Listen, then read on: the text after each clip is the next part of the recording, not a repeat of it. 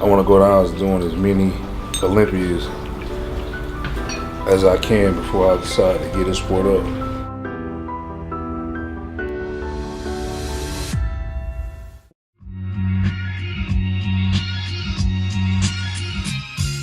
His dad noticed it first.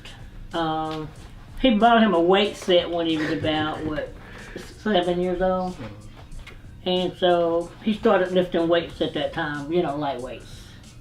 And I didn't notice it until one day the two of us were taking swimming lessons. I told him about that. And we was at the Y, and these ladies come running out saying, "Did y'all see that little boy with all those muscles?" And I'm like, where? I'm looking around. And then he walks out. And I'm like, I didn't know he had muscles. So Charles was born September 23rd, 1972.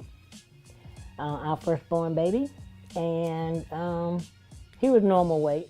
He was a breech birth baby. Actually, he stood up the whole time because he never turned. So that's what we attribute his legs being so strong, because he never did turn. But he was really a happy baby. Always happy, always smiling. A really, really good kid. Never did miss days of school. Never did have to go on to school for anything. But he knew I was there to keep an eye on him. I never thought about him being a bodybuilder, but as we look back on it, I think everything was just kind of unfolding, because his daddy probably seen it before any of us, because he bought the weight set. Yeah, I bought him a weight set when he was, I guess, about 6, 7. But they told me he was too young to lift. He had to be up in age. But we messed around with him a little bit, but we didn't get into any heavyweight with him until he got a little older. So I didn't even think, I don't even think I knew that I even had muscles. I just think I just liked the simple fact of probably doing something I had no business doing when they wasn't there. Probably one. But the simple fact, I think the weight training really caught my eye. The older I got, I started playing baseball, basketball, and I was pretty good in each sport, but football was my main sport. And I say, well, I was all right, I ain't trying to brag, and I was good. I was pretty good. I was shorter than everybody else, but I was always fast and I was always strong. His teammates would strive to tackle him in practice, and when they could catch him, they all just, they were just ecstatic that they could tackle Charles, their own team member. We thought that was so funny. They just go, "Oh, I got him, I tackled him." But I was a big, supporter of that with him. Anything, I didn't want him to play football, but he wanted to play, and his dad wanted him to play. I always sit back and let the other people talk about him. I do it when I get home. He was like, if he doing something in football, I'd just sit there and watch him. To them, it was a big deal. But I always pushed him to the next time. I'll think about what he can do the next time. And he know that I pushed him all the time, and that's probably why he dig into bodybuilding, because I never did cut him no slack of what he was doing. Because if you want to be a professional athlete, you got to keep doing it and doing it and doing it. And I kept him that way. I pushed him from one sport to another. If he got into something, he had to stay with it. And I would help him, I would push him. If he had a good night in football, to me, he didn't have no good night, because I think that he should have done this and he should have done that. So this is why he worked so hard in his bodybuilding to be strong, because I pushed him to that point. Put that picture I was trying to find one of you. Oh, no. I didn't fall too far from the tree, because like I said, he good at basketball, he good at football. He actually good at baseball, he just don't want to play it. But I'm good at every sport except tennis and volleyball.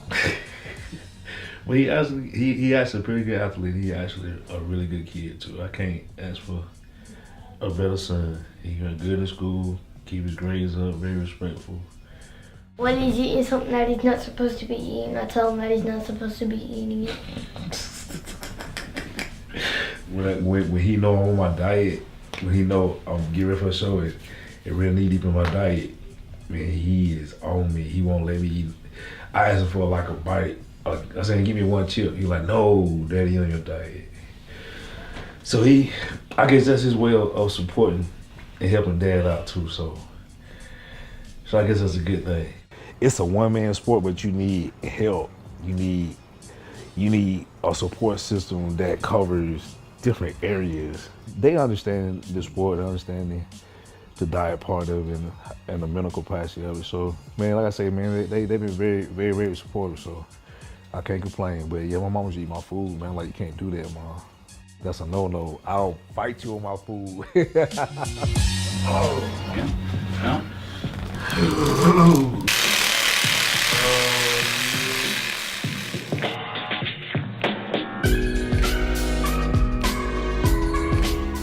With all the cardio he's doing, and plus with all the glute training we got him doing towards the end, hips get real tight real quick. He'd tell you that it doesn't take much for hips to go out, start shifting a little bit more. So, and all this does affect, you know, every aspect of the prep when it comes to like even posing for us. So we'll do is usually we'll give him a good adjustment going through, work a little bit with muscle imbalances, and then we'll actually pose right after. Even for him, if we stay ahead of it, at least for now, we prevent from something major happening. We actually hadn't, for the last 6 years, we haven't had a huge problem injury-wise that kind of set us back that far. And we developed a real good friendship, man. We like brothers. We call each other brothers. So man, he just not my coach, man. He, best friend, all the above, man. Trey one of them dudes, man. You would love to have on your team, man. He always there for you, always there. We need somebody to talk to, man. He a good cat, man. He very interesting too. And pretty much with him, we actually started all working out together. It was me, him, and Monique Jones. We actually started training together, and so it's funny because we are all kind of were doing the same thing as far as trying to build with each other, trying to build a relationship together as far as the training. And it kind of came into where we just started pushing each other. That's all we did. We pushed each other in the gym. He was always trying to play catch up with me because at the time I was just getting away from powerlifting, so I was still kind of doing power training a good bit more. And so when we started, I started seeing him getting ready for a show and started noticing for him, he was kind of having little ups and downs, started some struggles. He was getting deeper into prep and it seemed like his body wasn't changing the way he wanted it to. Even with us training together, pushing and having reoccurring injuries and things like that. So I talked to him one day, and I even asked Monique at the time. I said, "Hey, since you know Charles better than I do, how would you think he would feel if I was to offer to step in and take his prep over?" So I was like, okay, I felt that, that the connection could probably work. So I introduced them to you, and it was a hit. I went from looking like an average fitness dude with muscles to almost a top level bodybuilder in 6 weeks. That's how much improvement that I made. But he always looked good, but he looks better now. He's put on the size, symmetry, everything is just better now. So he's grown in that. And that really kind of started our relationship off in where we've been working together for almost 6 years now. And so like I said, for him, and even to this day, like his body is still, even to be turning 45 soon, his body is still constantly always getting better and improving. And for each show we've ever done, everything changes with our preps, but yet, his body adjusts real well to it.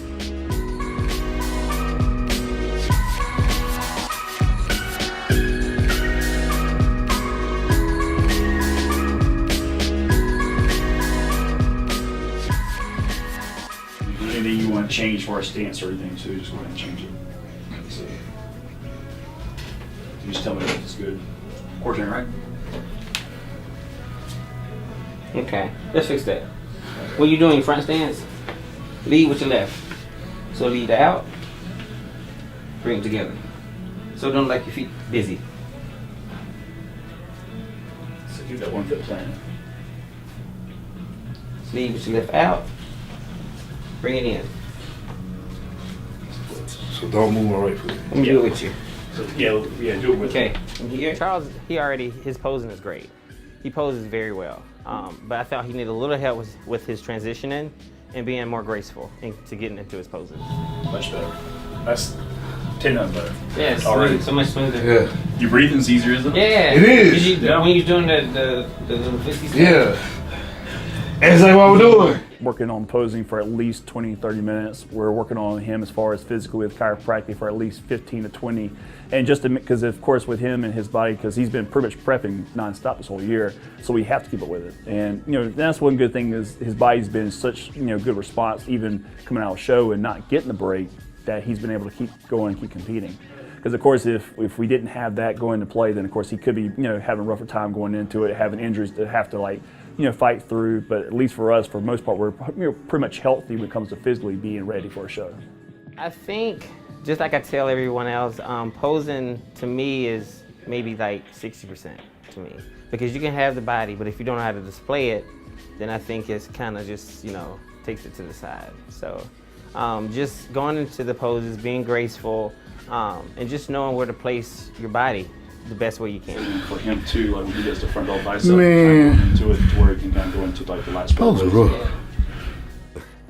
You kind of understand, like they're saying that God put people in your life for a reason. Out of all the preps throughout the years, man, I think I learned a lot.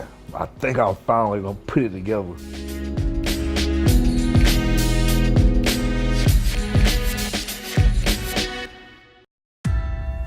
We're just so excited to see him accomplish something because he had worked so hard for it. And when he went pro, that was just a highlight. I think I'll remember that forever. It's just, he worked so hard at it and he's so passionate about it. I knew I wanted to be a pro in professional bodybuilding. And why this means so much, man, because at that point in time, I wouldn't even pick the win that year. I don't know if y'all remember 2007, it was Al Gussie and Peter Putnam.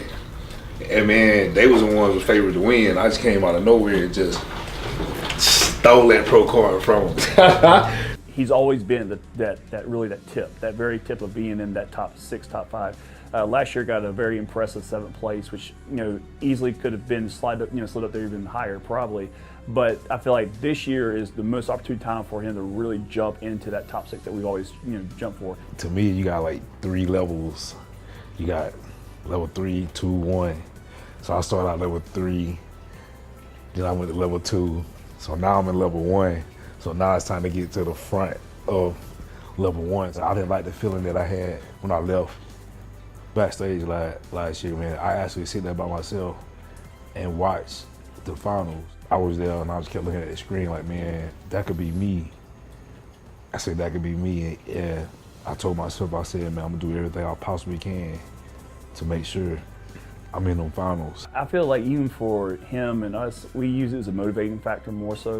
We take what we can, we see what we need to work on, and we move on. Because really, in the end, we can't harp on the placing. We know that each time we're on that stage, we're going to be our best and we're going to get better. But the same thing is, we can't let that defeat us, And we keep moving. And actually, that's been our motivating factor. I mean, even for the shows we've done this year, and we've had some close shows where he got 2nd in Dallas, he got 3rd in Chicago, and even Chicago might have been his best, look to his time. But yet at the same time, it's motivated us more going into even the Olympia this year.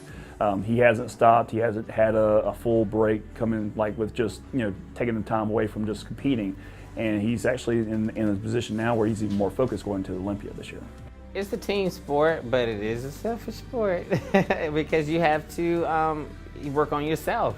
You have to put in so many hours on yourself. That's why I say balance has to come into play because you don't want to be to where you are lacking in other areas. At home. But like you said, it is a team. You got your coach, you got people that's working with you on your posing, people that's training with you. So in that aspect, yeah, you have a team. But as I say, you have to find a balance. We're behind him 110%. We support him, we love him, we want him to be successful. And whatever he needs for us to do, he'll let us know. Man, I'm just motivated to come in there and give them something they really just can't say no to. And I know if I can get in the top 5 and get compared to the top 5 212s, I think everybody see what I've been trying to show y'all for the last couple of years.